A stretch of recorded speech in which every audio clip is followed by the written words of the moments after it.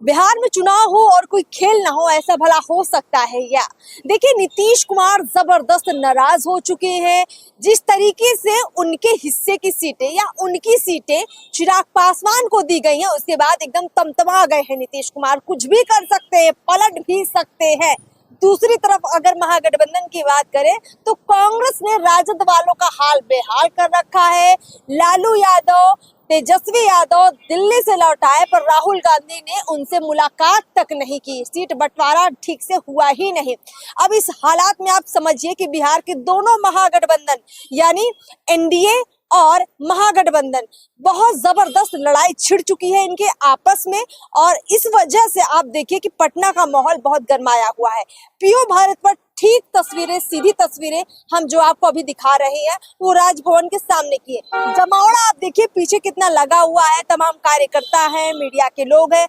वजह साफ है कि यहाँ सामने राजभवन है और इधर नीतीश कुमार मुख्यमंत्री का आवास है, जहां वो रहते हैं, बैठकें करते हैं। तो खेल रातों रात भी हो सकता है। ये भी हो सकता है कि नीतीश कुमार रातों रात निकले और उनको मन में कुछ विचार आए, लालू यादव से कुछ अचानक से बात हो और पता चले कि रातों रात नीतीश कुमार ने पलटी मारनी है और वो आ चुके हैं राजद के साथ।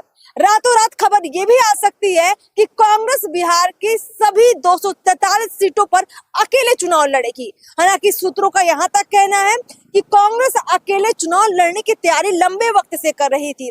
पिछले दिनों ही जो प्रेस कॉन्फ्रेंस कांग्रेस ने की थी, उसमें इस बात का जिक्र किया गया था कि जल्दी ही आपको कुछ बड़ी खबर, बड़ा अपडेट मिलेगा, सब कुछ जल्दी ही फाइनल होगा। कांग्रेस ने अभी तक तेजस्वी को सीएम फेस स्वीकार नहीं किया और न ही किसी मंच से इसकी घोषणा कांग्रेस की तरफ से की गई। अब इसे आप क्या समझिएगा? साफ है कि यहाँ कांग्रेस राजद से कुछ बड़ा चाहती है, ज्यादा सीटें चाहती है, नहीं तो बिहार में अकेले चुनाव लड़ना चाहती है। राहुल गांधी यहाँ अपनी ताकत दिखाना चाहते हैं, यहाँ कन्हैया कुमार को लॉन्च करना चाहते हैं और इसके जरिए 2029 के चुनाव को ठीक राहुल गांधी विधानसभा चुनाव से साधना चाहते हैं। ये बात अब तक चर्चाओं में है, समझ में आती है। अब बात करते हैं एनडीए की।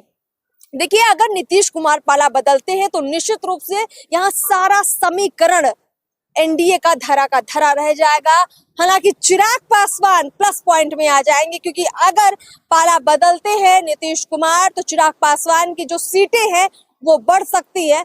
बीजेपी ने 29 सीटें चिराग पासवान को खाते में दी, 101 सीटें खुद अपने पास रखी। नीतीश कुमार को भी इस बार बड़े भाई की भूमिका में ना लाकर बराबर की भूमिका में ही लाया गया और उनको भी 101 सीटें ही दी गई। अब देखिए, सोनबरसा की सीट है जिसमें रत्नेश सदा, जो कि मंत्री भी हैं, वहां से विधायक भी हैं, उनका टिकट जब बीजेपी ने काट कर चिराग पासवान को, लोजपा आर को दे दिया, तब ज्यादा खफा हो गए नीतीश कुमार। उस सीट को वापस रत्नेश सदा को नीतीश कुमार ने देने का ऐलान कर दिया है।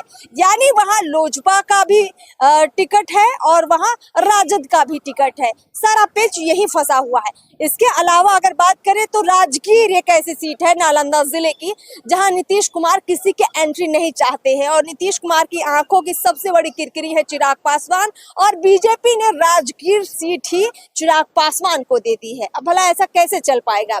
तो नीतीश कुमार की कुल 9 ऐसी सीटें हैं जहां नीतीश कुमार किसी भी कीमत पर लोजपा को वो सीटें नहीं देना चाहते। उसमें कुछ सीटें जो है उपेंद्र कुशवाहा की भी हैं, कुछ लोजपा आर की भी हैं। इसी को लेकर ज्यादा नीतीश कुमार के अंदर नाराजगी है कि ऐसा बीजेपी ने कर कैसे दिया। नीतीश कुमार 103 सीटें चाहते थे, इससे ज्यादा चाहते थे।